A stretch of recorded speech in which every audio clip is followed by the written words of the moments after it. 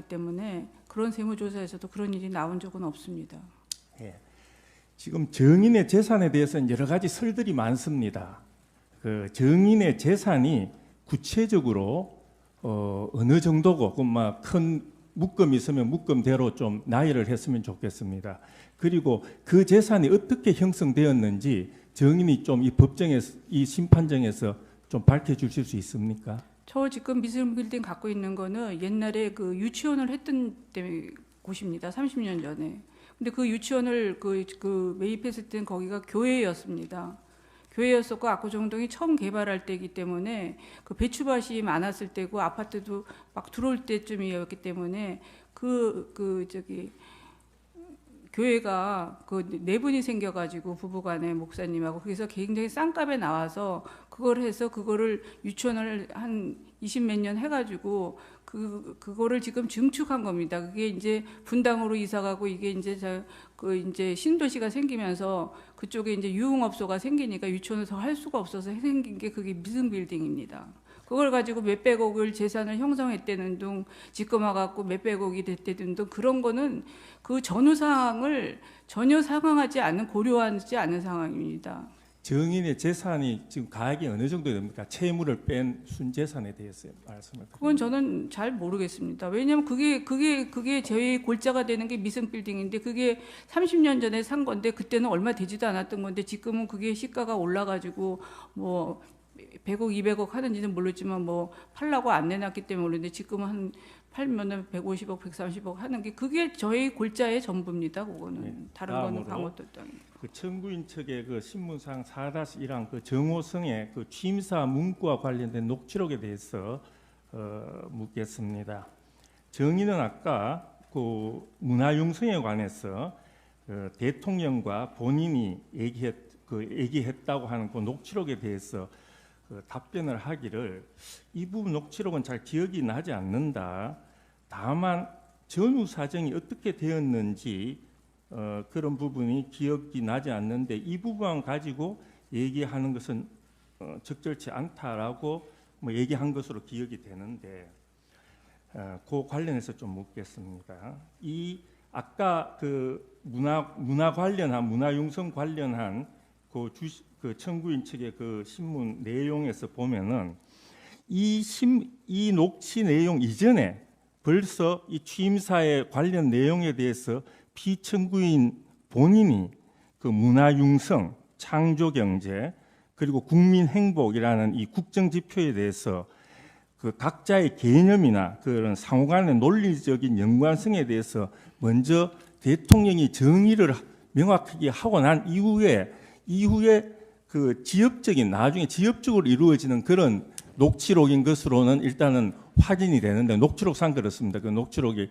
그 내용이 사실인지는 모르겠는데 이런 부분에 대해서 혹시 기억하고 있는 부분이 있습니까? 제가 말씀드리고 싶은 게 그겁니다. 대통령께서는 확실한 자기의 철학이 있었고 어떻게 나라를 운영한다는 그 기본 의식이 있는 분이었는데 그 녹취록의 내용은 마치 제가 무슨 문화융성 끌고 다 나간 것 같이 했는데 그거는 전후 사정을 살펴봐야지 그거는 말이 안 된다고 생각합니다. 네, 다음으로 그 청구인 측의 그 신문상 22쪽 중에 5페이지 부분입니다.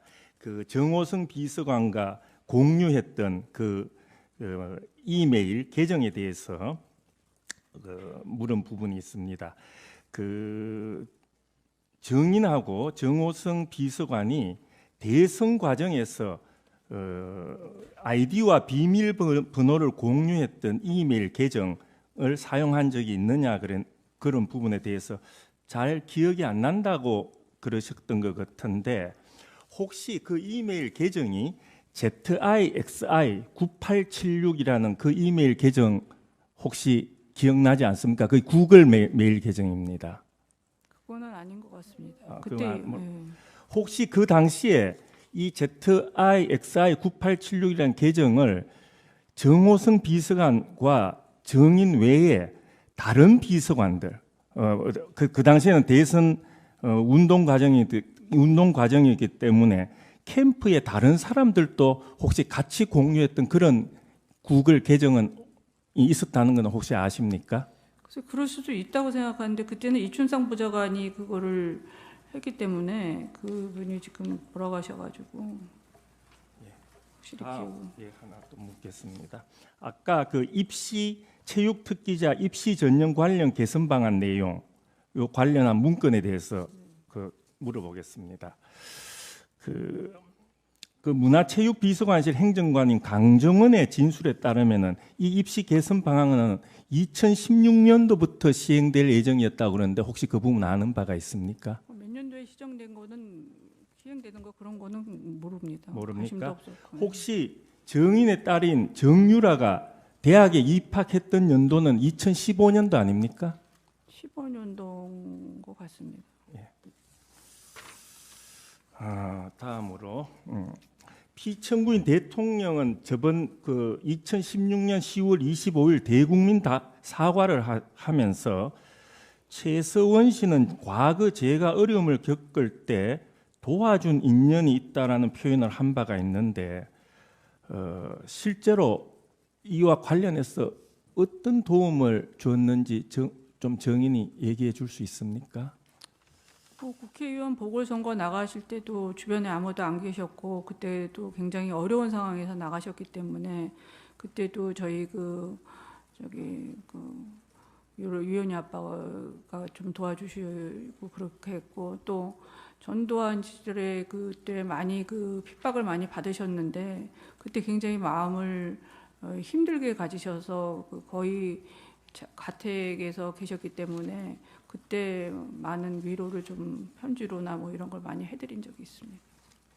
그러니까 어렵고 힘들 때 도와줘서 그 인연이 그랬고 또 제가 곁에서 떠나지 못했던 이유도 챙겨주실 분도 사실 옆에 다른 분들은 안팎에 다 계시니까 그렇지만 마땅히 없었고 또 본인이 필요한 이런 개인적인 거나 이런 거를 해주실 분이 없어서 정말 뭐라 그럴까 제 나름대로는 충신으로 남고자 이렇게 했는데 결국은 이런 오명을 쓰고 또 이렇게 무리를 일으킨 데 대해서는 정말 죄송한 마음이 듭니다. 네. 아까 정인께서는 대통령의 정책 기조가 아주 강하고 국정 철학이 분명했다라고 말씀을 하셨는데 그 내용에 대해서는 말씀하지 않았는데 이 대통령의 국정 철학에 대해서 구체적으로 정인이 알고 있는 바는 어떤 겁니까? 어떻게 해서든지 국민들을 잘 살게 하고 싶어 했고 또 나라를 선진방국에 올리고 외교적으로 강하게 하고 싶어 하시는 그런 열망이 굉장히 있으셨던 걸로 알고 있습니다. 그리고 그 문건 유출과 관련해서 아까 답변한 것 중에 몇 가지 관련해서 한두 가지 물어보겠습니다. 정의는 지금 의상 관련이라든지 말씀 자료의 어떤 자꾸 수정한 거 이런 정도는 어느 정도 기억나는 부분도 있는데 상당수 문건에 대해서는 지금 기억이 안 난다라고 지금 답변을 하고 있습니다. 혹시 정호성이 보내준 문건들 다 열어보기는 본 겁니까? 제가 다 열어보지 않습니다. 저도 바쁘니까 관심도 없고 봐달라는 그 연설문에 대한 어떤 그런 것만 보고선 저녁에 오니까 또 특히 저도 바쁘니까 그렇게만 보냈던 기억이 나지 전체적으로 검찰에서도 얘기를 하는데 저는 본 기억이 별로 없습니다. 이 두 재단에 대해서 정인이 깊숙이 관여한다는 부분은 관여했다고 하면 아마 싫어했을 것이다라는 취지로 답변을 한 것으로 기억을 합니다. 피청구인 대통령이 이 두 재단에 대해서 그렇다는 겁니까? 그러면 본인의 어떤 스타일 자체가 지인이나 측근들이 이런 본인이 관심을 갖고 추진하는 사업에 관여하는 걸 싫어하는 피청구인 자체의 스타일상 그렇다는 겁니까?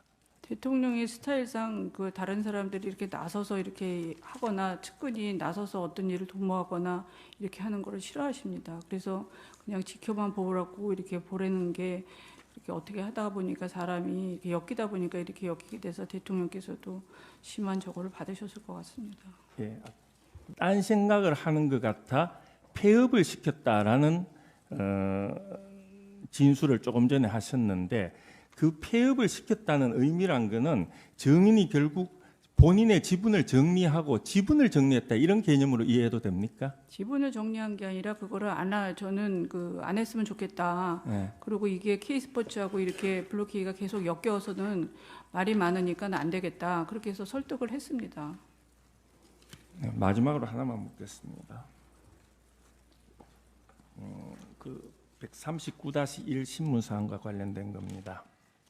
피청구 그 정호성 비서관이 그 대통령으로부터 메시지를 잘 작성하지 못한다는 이유로 여러 번 혼이 났다는 사실을 증인이 알고 있나요? 그렇게 돼서 알고 있다라고 말씀을 하셨는데 혹시 그 정호성 비서관이 그 대통령의 꼼꼼한 업무 스타일 때문에 굉장히 힘들어하고 있다라는 얘기를 하는 걸 들어본 적이 있습니까? 정호성 비서관한테서 네. 들어본 적 있습니까? 네, 말씀 하나하나에도 이렇게 체크를 하고 그냥 넘어가는 스타일이 아니시고 또 보고 하니까 그게 이제 그 남자들이 보는 그 문맥하고 상당히 다른 부분이 이제 좀 있었던 것 같습니다. 특히 그런 어려움은 연설문이나 말씀 자료 연설문이나 말씀 자료의 작성과 관련된 부분에서 그렇다는 건가 하면 전체적으로 그랬다는 겁니까? 작성과 연설문이죠. 예, 이상입니다. 조작했다. 고영태가 조작했다. 이런 말씀도 하셨고 고영태와 그 주변 인물들을 가리켜서 걔네들이라고 지칭하면서 걔네들이 만든 계획을 가지고 뒤집어 씌우려고 한다. 이런 말씀들을 하신 부분과 관련이 됩니다. 그 걔네들이라고 증인이 지칭한 사람들이 구체적으로 이름이 어떻게 되는지요? 고영태, 네. 그다음에 또 유상용, 노승일, 그다음에 김수현 정도라고 생각합니다. 김수현 정도다. 예. 박헌영이요. 박헌영하고 거기에 박원호는 포함 안 됩니까? 박원호 씨는 나중에 지금 그 얘기를 하고 있는 것 같습니다. 예, 그러고요.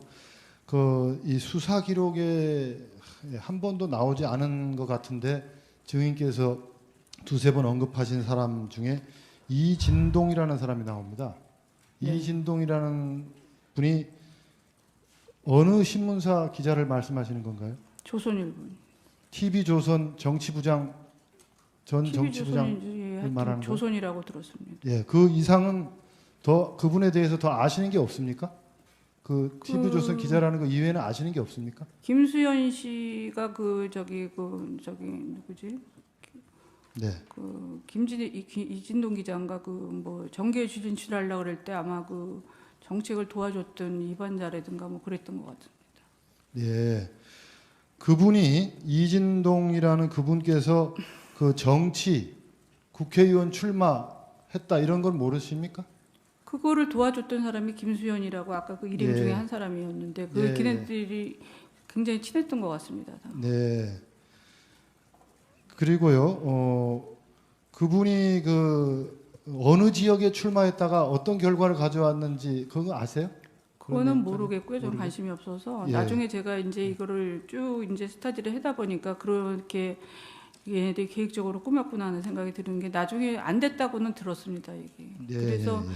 계속 CCTV 찍은 거를 고영태 씨가 갖다 주고 그랬는데 자료가 모자르다 이렇게 했다고 그런 얘기는 제가 간혹 들었습니다. 예, 그때가 아까 증인이 증언할 때 보면 2014년도부터 고영태가 이진동이라는 분과 어떤 자료를 주고받고 한 것으로 말씀하셨단 말이에요. 그랬던 것 같습니다. 그래서 예상인가 주식회사 유상용 씨가 누가 대표로 있는지 모르지만 그쪽에서 측근 지원을 하면서 계속 그걸 유지를 하면서 저를 견제하고 저를 결국 이런 식으로 몰고 가기 위해서 그렇게 했던 거라고 지금 생각합니다. 예. 그 다음 질문으로 넘어가겠습니다. 태블릿 PC가 지금 한 개는 고영태 씨가 검찰에 제출했다는 거 한 개가 있고 JTBC가 또 검찰에 제출했다는 게 한 개가 있고 지금 특검이 또 가지고 있는 게 한 개가 있고 이 세 개가 있는 다 증인의 것이라고 하는데 증인 태블릿 PC를 3개를 사용한 일이 있나요? 저는 태블릿 PC를 사용할 줄을 모르고 사용하지도 그렇게 제가 한 적도 없는데 처음에 거는 검찰에서 저기 보여달라 했는데 안 보여준 거고 두 번째 건 JTBC에서 누가 갖다 줬는지 그거는 제가 알기로는 고영태 씨가 갖다 줬다는 뭐 이진동 기자가 갖다 줬다는 그런 얘기가 있는데 그게 모르겠고요. 그게 처음에는 독일에서 발견됐다가 또 우리 집 밑에서 발견됐다가 또 말을 계속 JTBC에서 바꾸고 있지 않습니까? 그 내용의 실체는 저는 모르겠고 그다음에 세 번째 제가 그 청문회 때 그 노승일 씨가 얘기하는 걸 들었는데 제가 더블루키를 옮기면서 그쪽에다가 두고 가라 그랬다고 제가 제 발등을 찍었다고 고영태 씨의 책상에 두고 가라 그랬는데 저는 그렇게 얘기한 적도 없고 거기서 태블릿 PC를 본 적도 없습니다. 그리고 지금 그 장시호가 그 조카가 갖다 줬다고 그러는 거를 지금 자신 있게 내놓은 저기 검찰에서 특검에서 내놓은 거는 제가 보기엔 강요에 의해서 걔가 그 태블릿 PC를 지껏 쓰던 거를 내놨지. 저는 제 태블릿 PC를 제 이름으로 사용한 적이 없습니다. 그거는 뭐 L자에다가 제 이름으로 제가 했대는데 제 이름으로 제가 개설할지도 모르고 개설한 적도 없는데 그렇게 자신 있게 내놓은 거 보면은 모르겠습니다. 제 검찰에서 조카하고 지금 이모 사이에도 이런 강압적인 수사를 하는 거에 대해서 정말 너무 강압적인 수사를 해서 제가 특검에 정말 가면은 정말 자살할 것 같아서 갈 수가 없습니다. 너무 폭행적이고 언어적이해서. 다음 질문하겠습니다. 정호성 비서관으로부터 이제 여러 가지 뭐 메일이라든지 뭐 문자라든지 이렇게 받은 게 아까 말씀하셨는데요. 그 정호성 비서관이 증인에게 보낸 그 여러 가지 문건들이나 자료를 그 증인이 일일이 다 열어보지 않는 사이에 증인의 데스크탑 PC라든지 이런 것을 증인의 직원들이나 고영태나 기타 주변 인물들이 그걸 열어보고 보유하고 이렇게 자료를 같이 이렇게 보고 이럴 수 있는 가능성이 얼마든지 그 사무실에서 있었던 것으로 생각이 되는데 모르십니까? 있다고 보여집니다. 그리고 그 폐업하기 한 달 전에 저기 블루케이에 와가지고 그 유상용이가 와서 그런 일을 하지 않았나 생각이 듭니다. 예, 그리고 그 고영태 씨가 그 가방을 디자인하거나 제작한 사람이 아니었다고 아까 말씀하셨죠? 네. 그러면 대통령에게 피청구인 대통령에게 지금 가방이 뭐 납품이라고 할까요? 뭐 전달이 된 것을 고영태가 제작한 것으로 다들 국민들이 알고 있는데 그게 아니란 말인가요? 그 제작 회사를 따로 갖고 있었던 건 아닙니다. 그 회사는 망하지 않았습니까? 그러면 그 가방들은 그러면 어디서 난 걸 청와대로 가져간 겁니까?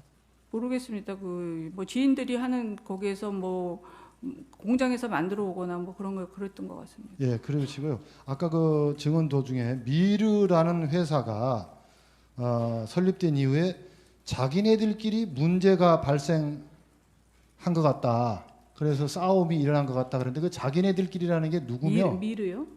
예, 미르라는 그 회사가 설립된 이후에 자기네들끼리 문제가 발생해가지고 싸움이 일어난 것 같다. 그 미르 재단이 그렇게 아까 증언을 하셨단 말이죠.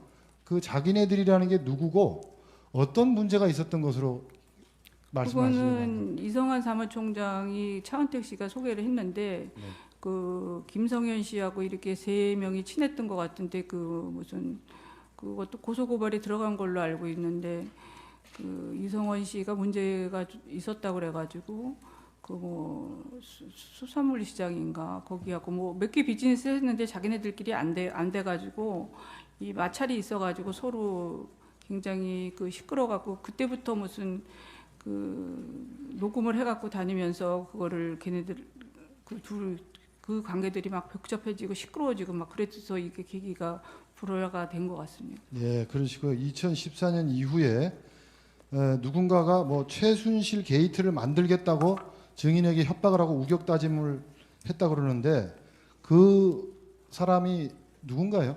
고영태입니다. 고영태입니까? 예.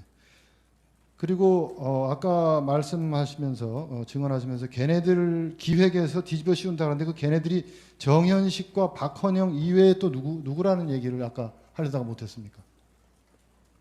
아니 K스포츠단은 K스포츠단이 움직이는 그 사업 계획이 있는 건데 그거를 전부 블루케이에서 무슨 제가 이제 지시를 해가지고 이익을 창출하는 것 같이 갑자기 지금 제가 독일을 갔다 오니까는 검찰에서 그런 식으로 전부 얘기를 했더라고요. 검찰에서 무슨 어떤 수사 방향을 갖고 있는지 모르지만 그래서 제가 너무 놀래가지고 그런 거가 아니었나 생각이 드는 거죠. 예, 그리고 검찰에서 아까 증언하셨대요. 검사가 검사인지 뭐 정확하게는 말씀 안 하셨지만 검찰 측에서 이야기하기를 돈을 안 먹어서 그나마 다행이다라고 하면서 금전적 이익을 얻었던 것은 검찰에서도 없다고 했다 이렇게 말씀을 하셨단 말입니다. 네. 그러면은 그 이야기는 그 검찰에서 증인에 대한 계좌 추적을 압수수색 영장을 받아가지고 계좌 추적을 다 한 결과 그렇다는 말을 하던가요?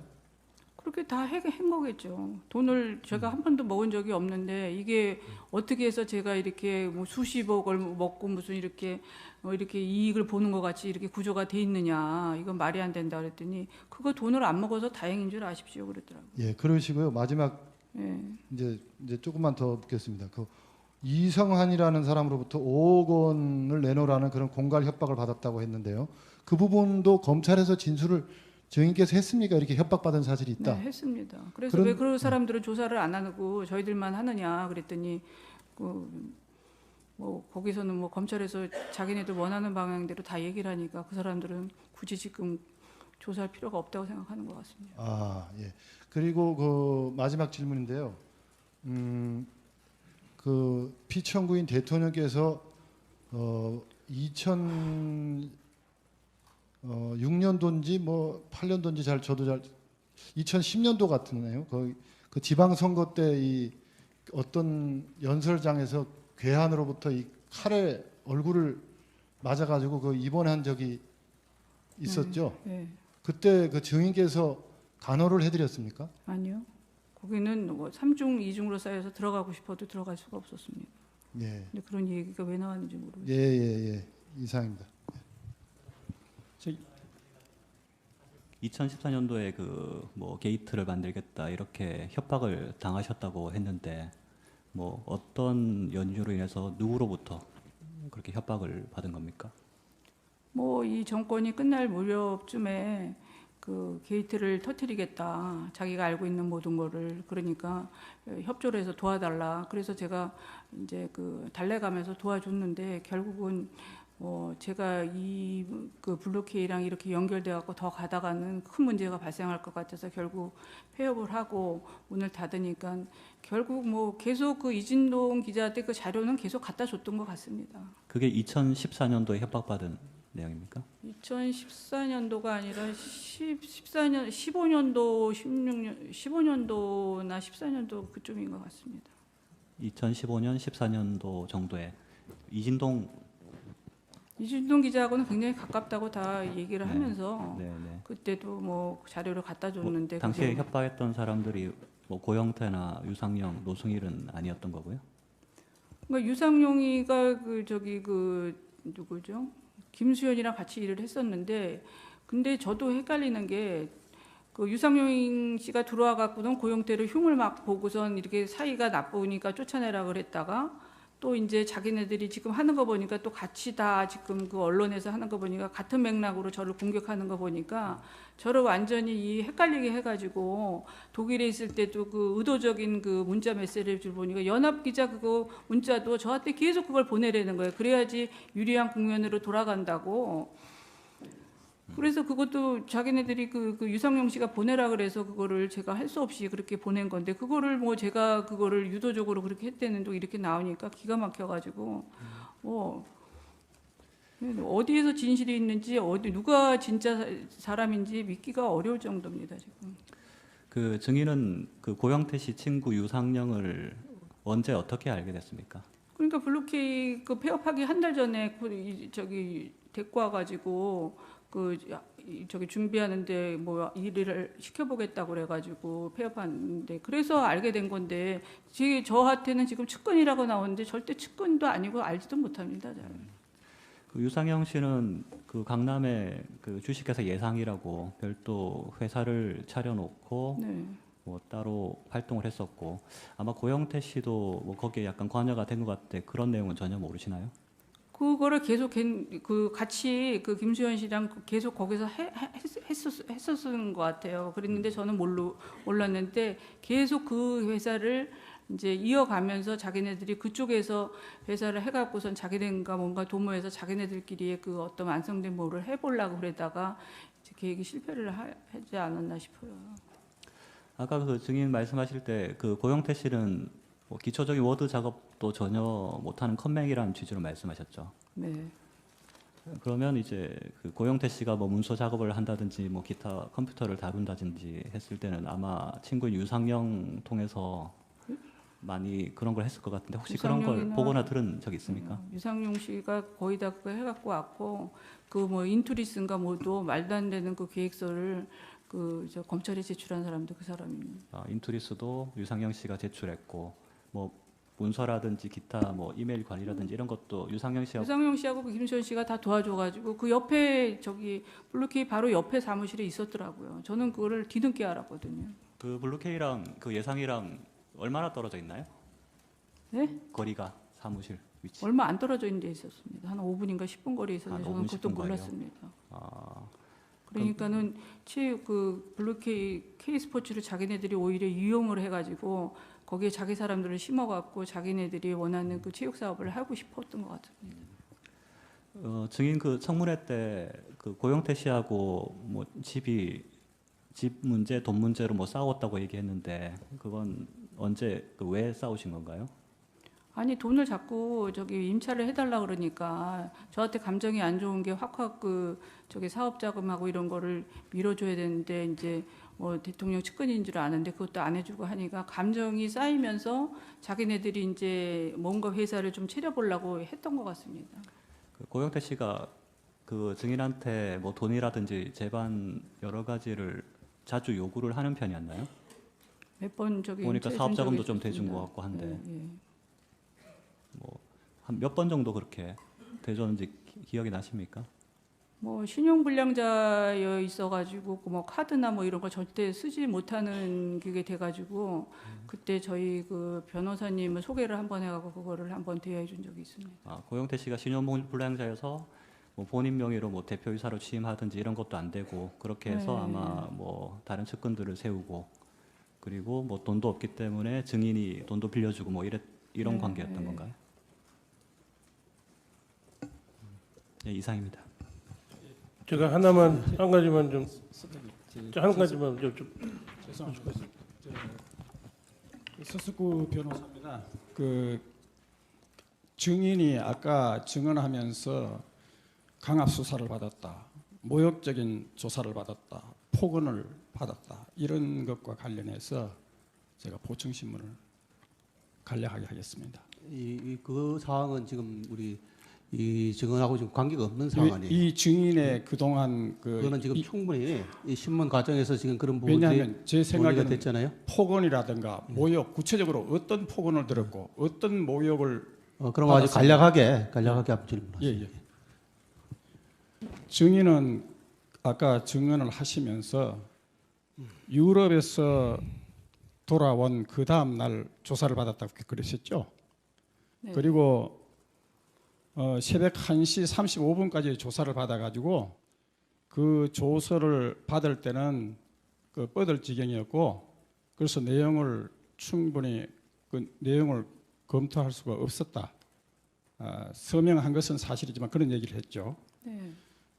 그리고 증인은 제가 수사 기록을 보니까 원래 신경쇠약을 지병을 갖고 있었다는데 사실입니까? 네. 그리고 극심한 스트레스로서 공황 장애까지 왔다고 이렇게 조서에 기재되어 있는데요. 그게 사실입니까? 계속 약을 먹고 계속 그건 병원 진료 기록에도 있습니다. 그렇죠. 네. 이런 상태에서 조사를 받았는데 아까 증인께서 검찰 조사 과정에서 모욕을 받았다, 폭언을 들었다, 강압적인 수사를 했다. 그리고 그래서 이 심야 조사도 받았다 이런 얘기를 했는데 구체적으로 어떤 내용의 모욕을 겪었으며 또 폭언을 들었고 강압 수사를 했다는 것인지 그걸 좀 자세하게 설명해 주시면 해주시.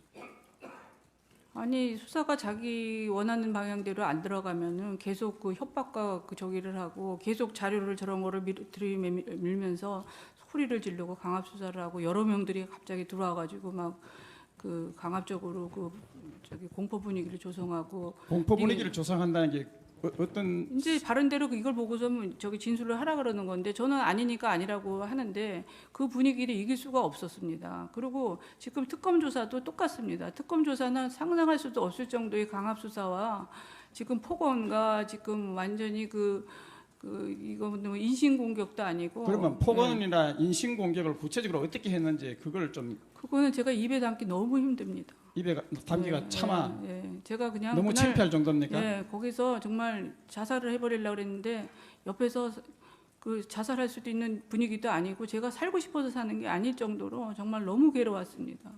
그때 현장에 변호인이 입회하지 않았어요? 네? 변호인이 입회하지 않았어요? 변호인이 입회했을 때도 있고 안 했을 때도 있습니다. 그거는 변호인이 어느 변호사가 입회했어요? 처음에 조사받을 때? 변호사가 입회 안 했을 때 많이 그런 얘기를 했습니다. 이게 구체적으로 언제입니까? 그 특검에서는 1월 24일이었고요. 아니 특검 말고 지금 검찰에서 지금 독일에서 들어와서 지금 조사받은 날 얘기했잖아요. 그거는 날짜는 기억이 안 나는데 들어와서 계속 그랬습니다. 한 일주일 정도. 변호사도 없이 조사했어요? 조서에는 지금 변호사 참여한 걸로 돼 있는 것 같은데. 아니 변호사는 끝에 와서 조서를 참여를 하라 그런 적이 많았고 처음에는 질의식으로 막 이런 식으로 물어본다 그래서 참여를 허락 안 한 적이 많습니다. 처음 부분에. 예, 그러면 예. 정장현 변호사입니다. 그 기록을 보면은 K스포츠의 노승일 부장, 박헌영 과장이 더블로 K 와가지고 고영태 일을 많이 도와준 것 같습니다. 근데 그 사람들이 고영태 일을 많이 도와줬는데 고영태가 뭐 그 사람들한테 뭐 돈을 준다든가 아니 증인이나 고영태가 뭐 그 노승일이나 박헌영한테 어떤 일에 대한 대가를 지급했거나 하기로 한 것이 혹시 있었는지 만약에 그 사람들이 돈을 준 게 없다면 그 노승일이나 박헌영은 뭘 기대를 하고 그렇게 고영태를 도와주었다고 생각이 드십니까?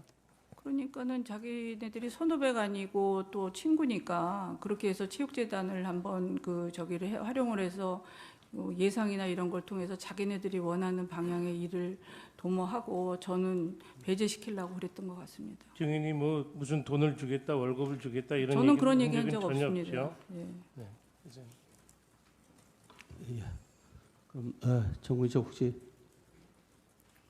만드신 분 있어요? 문사식 변호사 한번 좀 몇 가지 좀 예. 들어가겠습니다. 예, 간단하게 한번 해주시죠. 예.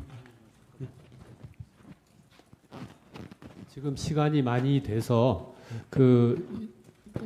재판장님 괜찮으시다면 재판관님들 질문을 먼저 좀 아니 지금 다 있으시면 하시고, 하시고. 네. 마무리를 우리 재판부에서 할 테니까. 네, 알겠습니다. 하세요. 네. 그럼 저희들 몇 사람이 같이 질문할까요? 예. 증인. 네.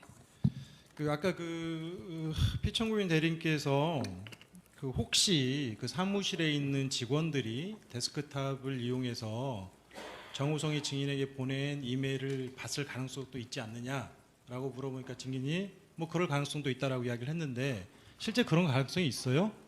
가능성이 있습니다. 아니 보통 이메일을 통해서 그 문서들을 공유를 하는데 그 이메일을 보려면 비밀번호나 아이디를 알아야 될 거 아닙니까? 그러면 다른 직원들한테 그 이메일이나 아이디를 알려준 거예요? 아니 비밀번호나 아이디를 알려준 거예요? 아니 그거를 막 켜놓은 상태일 수도 있고 뭐 그런 가능성이 있다는 거지 그 방법까지는 전 모르겠습니다. 아니 그러면 그건 물어볼게요. 그럼 직원들한테 비밀번호나 아이디 알려준 사실 있어요, 없어요? 뭐 있는 것도 있고 없는 것도 있습니다. 아 있는 것도 있다고요? 정우성 비서관하고 그 메일은 없습니다. 그러면 증인이 이메일을 켜가지고 볼 수 있는 상태를 만들지 않는 한은 다른 사람들이 보지 못할 거 아닙니까? 그렇죠. 켜놓은 상태도 있었으니까요. 그러면 증인 그렇게 정호성 비서관으로부터 받았던 문서들을 다른 사람들이 쉽게 볼 수 있도록 항상 그러고 다녔어요? 아니요. 그럼 그런 거 본 적 있어요, 없어요? 그럼 다른 직원들이 그거를 보는 걸 본 적 있나요, 없나요? 그거는 모르겠습니다. 그럼 본 적 없다는 거죠?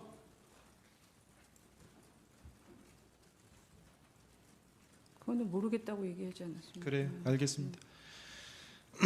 증인은 뭐 고영태, 뭐 유상영, 그다음에 뭐 박헌영, 노승일 이런 사람들이 기획해서 증인을 모함하고 있는 것으로 보인다라는 취지로 지금 주장하고 있는 거죠. 증인 그렇죠? 네. 거기에 정현식 씨도 포함돼요? 아까 그 피청구인 대리인 측에서 정현식 씨도 포함되는 것처럼 물어보는 것에 대해서 답을 해서 아니 저는 포함된다고 얘기는 하지도 않고 그분이 왜 그렇게 갑자기 저한테 그렇게 얘기하는지 모르겠다고 얘기한 것 같습니다. 그러니까 뭐 고영태 씨와 고영태 씨하고 원래 친분이 있던 사람들 외에 정현식 씨는 그 같은 부류의 사람으로 보기는 어려운 거죠? 그거는 잘 모르겠습니다. 지금 저는 누가 어떤 사람인지 판단이 전혀 안 씁니다. 자, 고영태나 이런 사람들이 분명히 대통령인 피청구인과 친한 것으로 알고 있는 증인을 상대로 해서 협박을 했다라는 건데 그 사실 참 믿기가 쉽지 않아요. 대통령이시면 우리나라 최고의 권력자시고 수사기관을 충분히 동원을 할 수도 있는 막강한 권력을 가지고 계신 분인데 그런 분하고 가까운 증인을 협박했다? 자, 쉽게 이해가 안 되는데 그거 어떻게 생각하세요? 쉽게 이해가 안 가도 사실입니다. 그래요? 네. 알겠습니다. 그 2014년 내지 2015년경에 고영태 씨가 최순실 게이트 운운하면서 증인에게 도와달라고 했다라는 거죠? 그렇습니다. 그럼 증인에게 그 도와달라고 하면서 사업도 좀 도와달라 하고 좀 돈도 좀 빌려달라 하고 뭐 이런 식의 부탁을 했었나요? 그랬습니다. 구체적으로 그 어떤 식으로 협박하던가요? 한번 좀 이야기 좀 한번 해보세요. 그 얘기는 지금 할 수 없습니다. 왜요? 아니 최순실 게이트 운운하면서 증인을 협박했다라는 건데 그 구체적으로 이야기를 한번 해보세요. 왜냐하면 그 사람들의 그 뒷 배경, 동기, 증인에게 불리하게 말을 하는 그 동기가 의심스럽고 아주 불순하다는 거 아닙니까? 그럼 그걸 정확히 말씀을 해주셔야죠.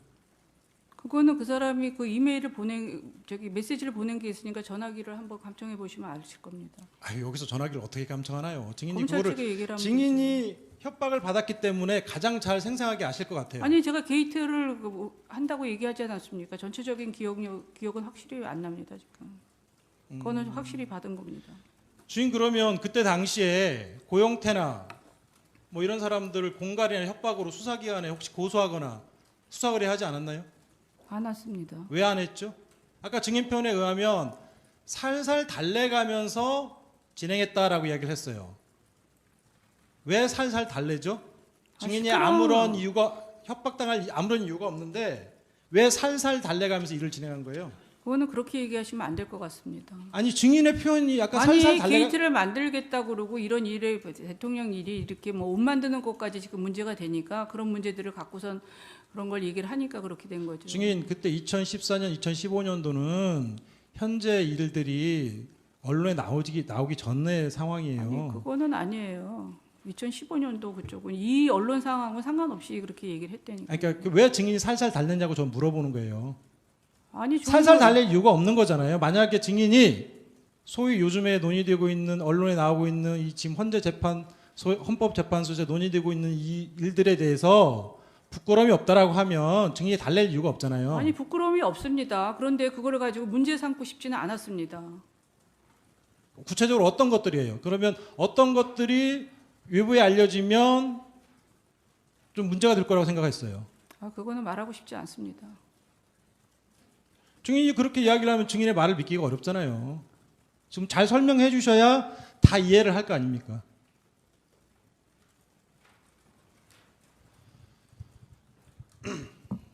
아까 제가 설명을 드렸습니다. 저쪽에.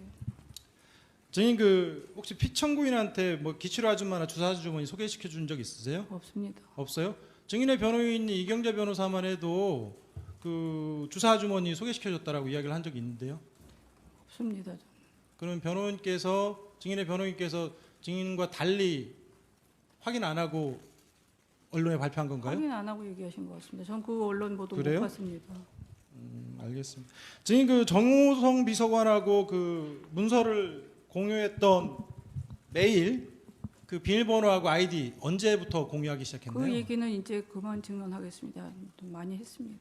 언제부터 하셨어요 그거를? 그거는 아까도 얘기했습니다. 아까 저 제대로 못 들었어요. 아 그러니까 그 얘기는 이제 제대로 말씀 안 하신 공유하겠습니다. 것 같은데. 네. 언제부터 공유했는지 그것 좀 시기 좀 이야기하실 수 없나요? 네, 지금 기억이 잘 안 납니다.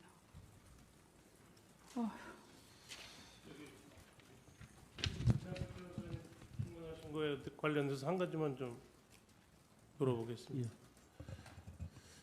증인, 네. 그 노승일 부장이 그 청문회 때 얘기를 한 게 있는데 그때 뭐 무슨 얘기를 했냐면은 노승일 자기가 그 증인의 컴퓨터에 들어가지고 파일을 하나 다운받은 게 있대요. 그리고 증인이 노승일의 컴퓨터를 잠깐 쓴 일이 있었는데 그때 증인이 노승일의 컴퓨터에다가 그 파일을 하나 넣어서 그것도 하나 다운받았다. 그래서 여기서 하나 여기서 하나 두 개 파일을 받아서 갖고 있다 이렇게 얘기한 적이 있거든요. 노승일이가 그렇게 증인의 컴퓨터에 가서 다운을 받은 일, 그리고 증인이 노승일의 컴퓨터에 들어가서 작업을 하면서 거기다 파일을 하나 남긴 일이 있었습니까? 그거는 모르겠습니다. 저는 노승일 씨 컴퓨터를 쓴 기억은 별로 없는 것 같아요. 노승일이 거기에 대해서 자기가 처벌까지 받겠다 이렇게 각오를 했는데 증인은 그런 얘기 들어본 적 없습니까? 네. 그리고 지금 그 협박을 그거는 잘 모르겠습니다. 저희들 묻고 나서 좀 말씀을 좀 하셨으면 좋겠는데 순서가 있으니까요. 아니 증인 저기 우리 문 변호사님 말씀하신 거에 대해서 내가 지금 다시 그 정 변호사님, 지금 논점에서 벗어나는 지금 질문을 하고 계시는데 지금 아니, 한참 신문하다가 지금 중단을 시켜놓고 하고 계시거든요. 파일을 그러니까 안 받았다고 이제- 얘기를 아니, 됐어요. 그건 충분히 지금 논의가 됐으니까 계속 빨리 마무리를 하세요. 네, 알겠습니다.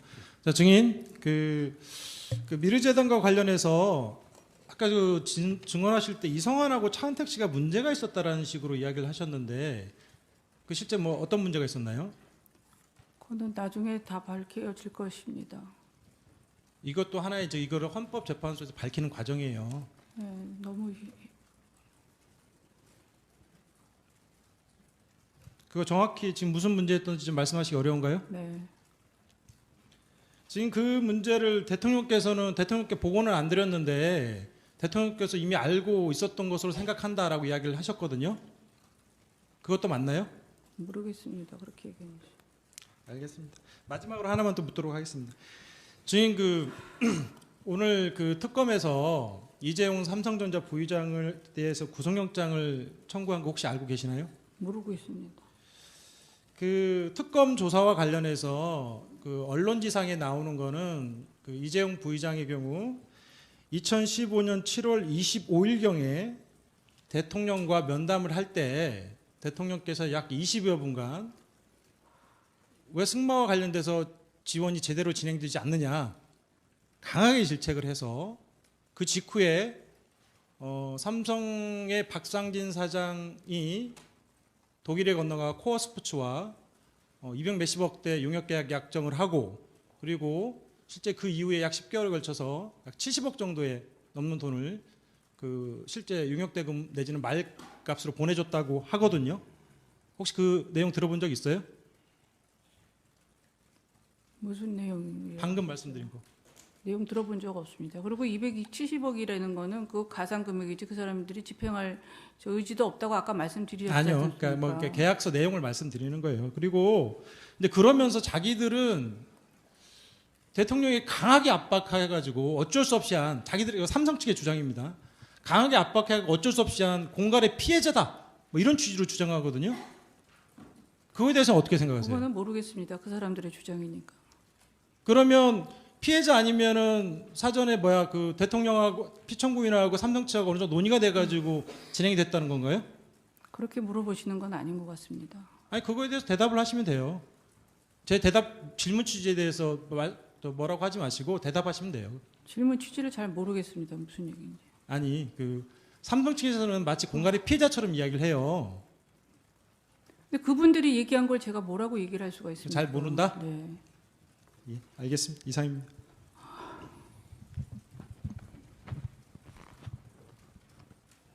예, 최규진 변호사 한 세 가지만 질문하도록 하겠습니다.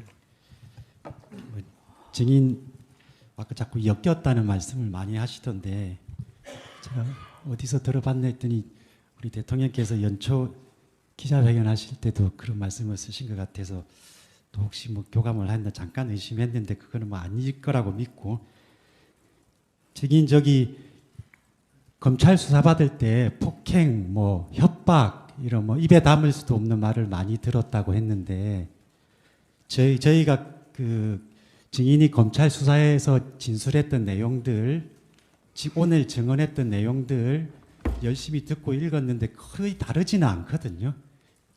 그 저기 옆 앞에 계신 이 자리도 그렇게 무섭고 수치스럽고 그런가요? 그렇습니다. 뭐 대답 안 하셔도 상관없습니다. 예. 그다음에 저기 의상실 그 신사동에 있는 의상실에 대해서 하나 여쭤보겠습니다. 그 신사동 의상실은 증인이 운영한 게 아니라고 그러셨나요? 더 이상 답변을 안 하겠습니다.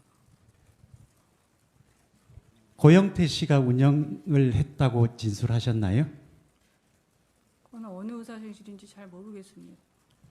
뭐 진술 거부한다고 제가 받아들이고 하나만 더 자꾸 확인하지 마시죠. 예, 하나만 새로운 걸 물어보시죠. 예.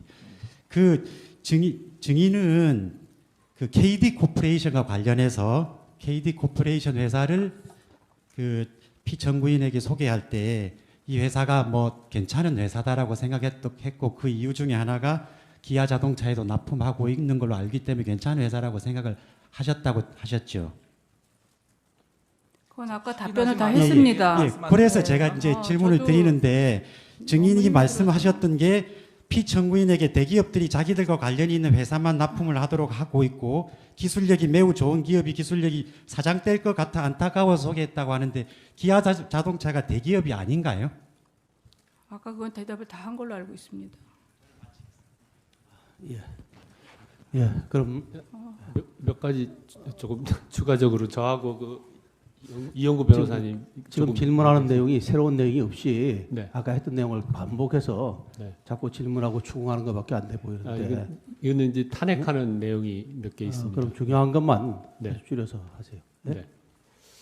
그 KD 코퍼레이션 관련해서 그 문하경 씨로부터 뭐 샤넬 백이나 명절에 선물을 오갔지만 4천만 원 금원을 받은 적은 없다라고 말씀하셨죠. 그 KD 코퍼레이션에 대해서는 더 이상 얘기하고 싶지 않습니다. 아까 다 말씀드린 걸로 알고 있습니다. 저도 그러면 오늘 너무 힘이 듭니다. 그러면 문하경 씨가 검찰에서 그렇게 진술하셨는데 문하경 씨도 그러면 검찰에서 무슨 압박을 받아서 그렇게 진술했다고? 그거는 모르겠습니다. 증인한테 직접적으로 좀 물어보세요. 문하경 씨가 어떻게 했는지를 증인이 어떻게 알겠습니까? 네. 네. 확인하지 마시고요. 네. 확실한 걸 좀 물어보세요. 네, 알겠습니다. 그 플레이그라운드에서 70% 차명 주주를 가지고 있다고 했는데 그 정도면 플레이그라운드의 소유주라고 봐야 되지 않습니까? 그것도 아까 말씀드렸습니다. 그리고 WK에서 폐업을 시켰다라고 하고 또 피청구인 쪽 그 대리인에서 설득을 했다라고 하는데 폐업을 시켰다라고 하면 그것은 보통 그 WK의 소유주가 할 수 있는 말 아닙니까? 그것도 아까 다 말씀드린 겁니다.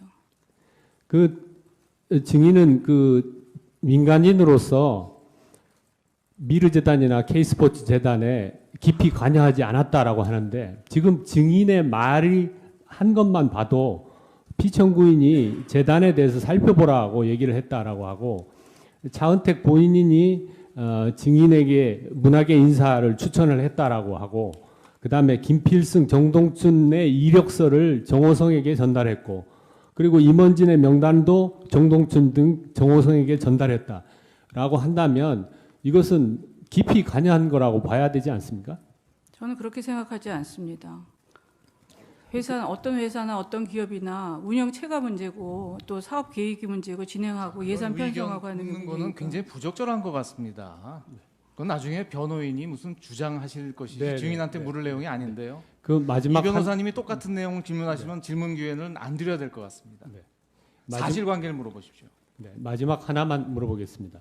그 경제적 공동체와 그 관련해서 증인은 이제 재산이 그 유치원 운영하던 그 재산이 기본적인 재산이다라고 했는데 그 증인의 그 피청구인이 원래 그 피청구인의 재산이 증인의 아버지이신 그 최태민 씨한테 그 피청구인의 재산의 상당 부분이 들어갔고 그것이 증인의 본인이나 증인 그 가족들한테 상속이 되었다면 거기서부터 이미 그 피청구인과 재산의 그 어떤 공동체 관계가 있다고 봐야 되지 않겠습니까? 그거는 상상입니다. 돌아가신 지 35년이나 된 일을 지금 가지고 저한테 얘기하는 건 무리라고 생각합니다.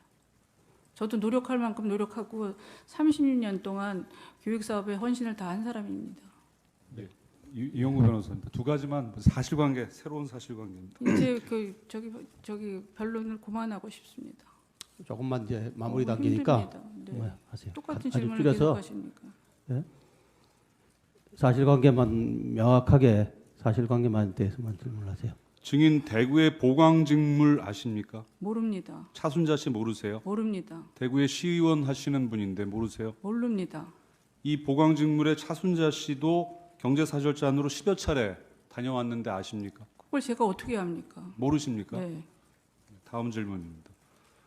그 SK에 80억 원의 해외 전지 훈련을 요청을 할 때 박헌영 등이 그 80억을 국내 뭐 WK로 달라고 했던 것이 아니라 독일 비덱스포츠로 보내달라라고 요청한 거 아십니까? 그거는 기획 단계에 불과했고 그건 이루어지지도 않고 되지도 않았습니다. 그거에 대해서만 얘기를 해보세요. 그러니까 증인과 무관하다면은 왜 돈을 독일로 보내달라라고 그거는 하는 거냐? 독일로 보내달라고 그런 적 없습니다. 아까 얘기하지 않았습니까? 증인은 무관하다? 네. 마치겠습니다. 예. 그럼 우리 이제 재판부에서 질문을 드리도록 하겠습니다. 예. 예, 증인 건강도 안 좋은데 장시간 고생하시네요. 가급적 축약해서 몇 가지만 좀 묻겠습니다. 지금 그 재단 관련돼서 자꾸 질문들이 왔다 갔다 했습니다.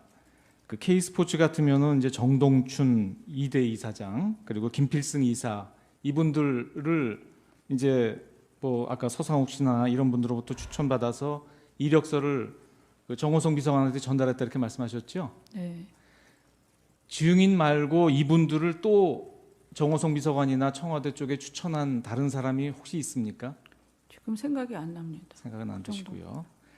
그리고 지금 아까 얘기했던 증인을 그 말하자면 그 뭐라고 해야 되나요? 협박도 했다라고 하는 고영태 등 여러 사람을 쭉 말씀하셨죠. 네. 이분들이 대개 지금 K스포츠에서 관여하고 있는 분들입니다. 그렇죠? 네. 이분들은 일제히 그 K스포츠 관련된 사업 계획 같은 거는 모두 증인으로부터 지시받았다라고 하는데 이런 것도 사실이 아니라는 취지신 거죠? 네, 그거는 제가 그 아까도 말씀드렸지만 가이드라이너나 뭐 이런 거는 기초적인 지식이 없기 때문에 자기네들이 만들어서 한 겁니다. 정현식 씨도 그 증인이 지시 따라서 이랬다 그러는데 이 부분도 사실이 아니라고 봐야 되나요? 정현식 씨도 왜 그렇게 얘기를 하는지 모르겠습니다. 일단은 그 다음에 그 K스포츠 부장으로 있는 강사민이란 부장이 있습니다. 네. 이분 혹시 아세요? 저는 그 사람은 잘 모르고 그 저기 뭐지? 그분은 잘 모른다. 그 사람 친구인 줄 알고 있습니다. 누구죠? 예. 그리고 저 증인님 이제 몸이 안 좋으셔서 예전에 그 왕십리에 가서 이영일 씨란 분한테서 기치료 받고 하신 일 기억나십니까? 네. 그분 아드님이 이철용 씨 아닌가요? 네, 맞습니다.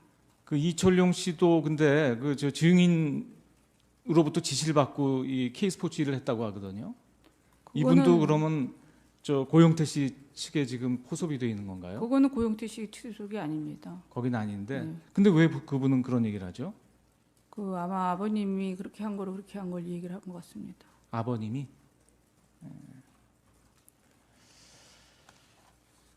미르재단에 그 이성한 사무총장이나 이한선 상임이사 이런 분들도 증인이 추천한 분들입니까? 아닙니다. 저는 잘 모르는 사람. 잘 모르는 분들입니까? 이분들도 그 증인이 미르의 회장 역할을 했다 뭐 이런 얘기를 하거든요. 역시 이분들도 모함을 하고 있는 건가요? 모함을 하는 게 아니라 말을 그렇게 바꾸고 있는 거죠. 차은택 씨 편을 들어주는 것 같습니다. 아, 차은택이 아는 사람들이니까 차은택 편을 들어서 지금 사실과 다른 얘기를 하고 있다. 말을 저한테 미루는 것 같습니다. 네. 차은택 씨가 왜 증인에 대해서 불리한 얘기를 하게 할까요? 차은택 씨도 자기가 구속된 상태니까 자기 살 길을 찾는 것 같습니다.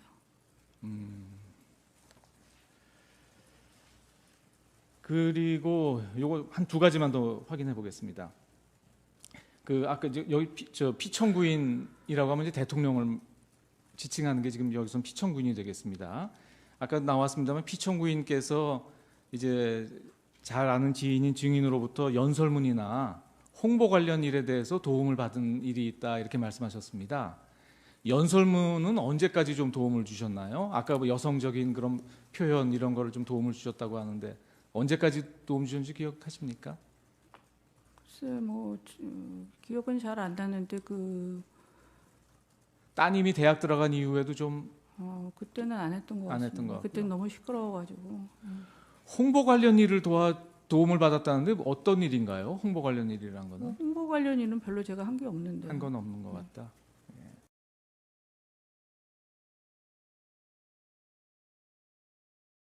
여러 대 사용한 게 아니라 저는 네. 제 전화번호를 하나 갖고 있는데 너무 제 전화번호를 많이 알아갖고 전화를 해갖고 전화를 잘 안 쓰고 차명폰을 직원 거를 썼습니다. 증인이 그 관련된 사람 예를 들면 K스포츠 직원이나 이런 직원들한테도 차명폰을 써라라고 얘기했다는 얘기가 있는데 저는 그렇게 얘기한 적 그렇게 한 없습니다. 적은 없고요. 그 다음에 또 어디 관련된 사람들 자료 증언이나 아니면 증인하고 오갔다는 이런 메시지 같은 걸 보면 어떤 얘기가 나오냐면 증인한테 문자 메시지를 보내면 메시지를 보내지 마라. 나한테 직접 전화를 해라. 라고 얘기를 했다는 말이 나오고요. 또 어떤 분은 문자를 보내면서 이거 메시지를 보내서 죄송합니다. 지금 전화 통화가 안 돼서 메시지를 보냅니다. 이런 메시지를 보낸 자료가 수사 기록에 좀 나오는 게 있거든요. 그렇게 좀 문자 메시지 보내는 것을 피하게 하고 직접 통화를 하도록 이렇게 직원들한테 이야기한 사실이 좀 있습니까? 아니 저는 통화나 메시지나 이런 걸 받는 걸 별로 좋아하지를 않습니다. 저가 그런 거를 대체적으로 좋아하지를 않기 때문에 직원들도 별로 안 하기 때문에 그러는 취지로 얘기했을 겁니다. 제가 간단히 여쭤보겠습니다. 힘드시겠지만 아시는 데까지 답변해 주시기 바랍니다. 그 증인은 청와대에 아까 출입을 하셨다고 하셨죠? 네. 언제까지 하셨습니까? 최근에 가장 지금으로부터 가까운 때는 언제입니까? 기억이 잘 안 납니다. 주로 어떤 요일에 가셨습니까? 아마도 저희가 이제 공무원이다 보니까 주중에는 가시기 어려우셨을 것 같고 주말에 가셨지 않나 싶은데요. 그거는 뭐 주중에 간 것도 있고 주말에 간 것도 있는데 기억이 잘 안 납니다. 한 달에 한 몇 번 정도 가셨습니까? 몇 번 정도 안 갔습니다. 그럼 가실 때는 어떤 차를 타고 가셨습니까? 그냥 차를 타고 갔습니다. 증인의 차입니까? 아니면은 다른 사람의 차입니까? 다른 사람 누구입니까? 뭐 그때마다 바뀌어서 잘 모르겠습니다. 그럼 기억나시는 대로 뭐 한두 분이라도 말씀해 주십시오. 기억이 안 납니다. 이름. 그다음에 아까 증인이 청구인 대리인께서 신문하실 때 캄플라테 씨를 모른다고 하셨죠? 갑자기 물어봐서 모른다고 그랬습니다. 근데 이제 피청구인 대리인께서 신문하실 때는 캄플라테 씨로부터 지분을 인수하셨다고 이렇게 하신 것 같은데 아시기는 아시나요? 네. 그다음에 김필승 씨와 아까 정동춘 씨인가요? 그분들 면접을 얘기하시려고 하다가 말을 중단을 하셨거든요. K스포츠 재단에서. 아니, 면접이라기보다는 일단은 대면은 하셨습니까? 네, 한번 대면한 적 있습니다. 대면해서 이 채용에 관한 얘기를 나눈 적은 있습니까? 아니 일단은 서류가 올라간 다음에 됐다고 그랬을 때 본 적이 있습니다. 그다음에 증인이 아까 이제 미르 재단이 설립되고 난 뒤에 피청구인께서 잘 돌아가는지 한번 살펴봐 달라 이렇게 말씀을 하셔서 이렇게 조금 살펴보셨다고 하셨죠? 네. 그러면은 아까 증인이 민간인인 것을 계속 강조를 하셨거든요. 그러면은 이 재단에 대해서 관장 부서도 있을 테이고 이사회도 있을 테인데 굳이 민간인인 증인에 대해서 피청구인께서 살펴봐 달라고 하신 이유가 뭡니까? 그거는 그런 의미가 아니라 그냥 그렇게 만드니까 이제 보라시는 얘기지. 제가 직접 들어가서 이사회에 관여하거나 뭐 이렇게 보라는 얘기는 아니었습니다. 보라는 것이 그럼 바깥에서 어떤 식으로 본다는 얘기인가요? 그냥 뭐 잘 돌아가는지 보라는 거죠. 그 어떤 의미까지는 뭐 정확하게 설명드리기 좀 어렵습니다. 그러니까 잘 돌아간다는 의미는 아까 이제 제가 여쭤보고 싶은 게 이제 이성한 씨와 차은택 씨가 다툼이 일어났다고 했지 않습니까? 네. 그 부분도 증인이 그러면 살펴봐야 될 부분이라서 만약에 잘 돌아가는지 살펴보라 하셨다면 그 부분을 얘기를 드렸어야 될 것 같은데요. 그 부분을 그거는 아니었습니다. 그거는 뭐 한참 위에 터진 일이니까. 시간이 없으니까 제가 저기 한 가지 여쭤보고 보겠습니다. 그 정호성 씨와 증인이 이제 문자를 주고 받으시기도 하시고 메일로 공유를 하시기도 하시지 않습니까? 그다음에 정호성 씨가 문자를 메일을 밤늦게 안 보낼 때는 증인이 언제 보냈느냐, 빨리 보내달라 이렇게 문자를 보낸 적도 있으시죠? 네. 그건데 왜 그랬습니까? 증인이 굳이 그 서류를 받아봐야 될 필요가 있었습니까? 아니요, 보낸다 그랬으니까. 안 그러면 제가 이제 잠을 못 자니까. 왜 증인이 그걸 꼭 봐야지만 하루 일과를 마무리할 수가 있나요? 아니 그 꼭 정호성 비서관은 또 자기가 해야 되는 거 꼭 챙기는 정확한 스타일이니까. 그다음에 그 문자 내용을 보면 이런 게 있습니다. 선생님, 정호성 비서관이 아마 증인을 선생님이라 칭한 것 같아요. 선생님, VIP께서 선생님 컨펌 받았는지 물어보셔서 아직 컨펌은 못 받았다고 말씀드렸는데 빨리 컨펌 받으라고 확인하십니다. 이런 문자를 보낸 적이 있는데 증인은 받은 기억이 있습니까? 그 기억은 안 납니다. 문자가 갔으니까 갔겠죠. 네. 그러면 이런 증인이 받은 서류 중에 증인이 확정을 해야 되거나 이 말대로 컨펌을 해야 될 그런 내용이 어떤 내용입니까? 그 주로 연설문 그런 겁니다. 연설문은 컨펌까지는 아니지 않을까요? 그래도 그 다음 날 하니까 서로 꼼꼼하신 분들이니까 그렇게 했을 겁니다. 예, 하시죠. 아까 청와대에 더러 이렇게 왕래를 했다고 하셨죠. 그런데 그 청와대 들어가서 식사는 하셨습니까? 안 했습니다. 근데 조리장이었던 분 얘기에 의하면은 그 피청구인 이영선 증인 정호성 등 이런 사람들 순서로 각기 식사를 했다고 합니다. 근데 그 조리장은 저는 만나본 적도 없고 만난 적도 없고 저는 그쪽에서 뭐 들어가면 빨리 나오려고 그랬지 밥을 먹고 그렇게 뭐 긴 시간 있으려고 그러질 않았습니다. 그 조리장이 어떤 의도에서 어떻게 얘기했는지 모르겠지만 저는 한 번도 본 적이 조리장 없는데. 얘기를 들으면은 각기 식사한 걸로 보면은 오히려 그 증인이 얘기하는 거랑 많이 부합하는 측면도 있는데요. 저는 모르겠습니다. 예, 그분이 그런 그러면은 얘기를 했는데. 그 증인은 피청구인에게 어떤 존재라고 생각을 하십니까? 네? 이 사건에서 굉장히 중요한 요소 중에 하나가 증인과 그 피청구인인 대통령과의 관계일 수가 있을 것 같습니다. 그 두 분 그러니까 증인이 피청구인에게 어떤 존재라고 생각을 합니까? 증인 스스로의 생각에. 글쎄 그거는 제가 판단하기 어렵고 저는 대통령을 모시는 사람으로 생각합니다. 제가 한때는 젊은 대학 시절에는 한창 존경했고 그래서 또 많이 좋아했고 그랬기 때문에 오늘날까지 옆에서 있었다고 생각합니다. 그 미르 재단하고 K스포츠 재단 관련해서 하나 묻겠습니다. 이것이 공적 재단 성격을 가지고 있죠. 네. 그렇다고 한다면은 다른 정권에서도 뭐 이런 게 있는데 대개 그 준비위원회 같은 좀 공조직 비슷한 걸 만들어 가지고서 추진했던 걸로 알고 있습니다. 그런데 이 미르재단이나 K스포츠와 관련해서는 이런 어떤 추진위원회나 이런 게 만들어진 사실이 있습니까? 그건 잘 모르겠습니다.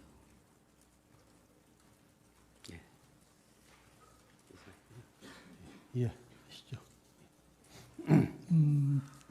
증인 8시간 이상 증언하느라고 고생 많으신데요. 한 가지만 물어보겠습니다. 고영태 씨한테 태블릿 PC 한 대 선물한 적 있습니까? 선물한 적 없습니다. 없습니까? 아니 제가 왜 묻느냐면은 국회 국정조사에서 고영태 씨가 나와서 증언하면서 증인한테서 태블릿 PC 한 대를 받았다고 그랬거든요. 기억이 잘 없습니다. 기억이 없어요? 네. 알겠습니다. 하셨습니까? 우리 최소원 증인 지금 건강이 안 좋다고 그러셨죠? 예? 그 원래 그랬습니까? 아니면 이번에 그 수사를 받으면서 그래 됐습니까? 원래 우울증으로 한 2, 3년 다리를 못 써갖고 움직이질 못하고 병원에 2년 동안 입원해 있었고 공황장애가 심해서 비행기 타고 이럴 때도 약을 복용하지 않으면 못합니다. 지금도 구치소에서 계속 약을 먹지 않으면 막 이렇게 심장이 뛰고 잠을 잘 수가 없고 막 그 폐쇄공포증 같은 게 와서 아까도 그래서 작가 양해를 구하고 약을 먹은 겁니다. 그 신경쇠약하고 공황장애 이런 거 관련된 약입니까? 네. 예. 그러면 여기 지금 교도소 들어오기 전에 또 치료를 계속 받았어요? 네. 예. 계속 약을 먹고 있고 지금 약을 계속 늘리고 있는 상태입니다. 힘이 들어서. 예. 예. 수고 많으셨습니다. 그럼 이상으로 최소원 증인에 대한 신문을 마치겠습니다. 예, 증인 수고 많으셨습니다. 예, 돌아가셔도 좋습니다.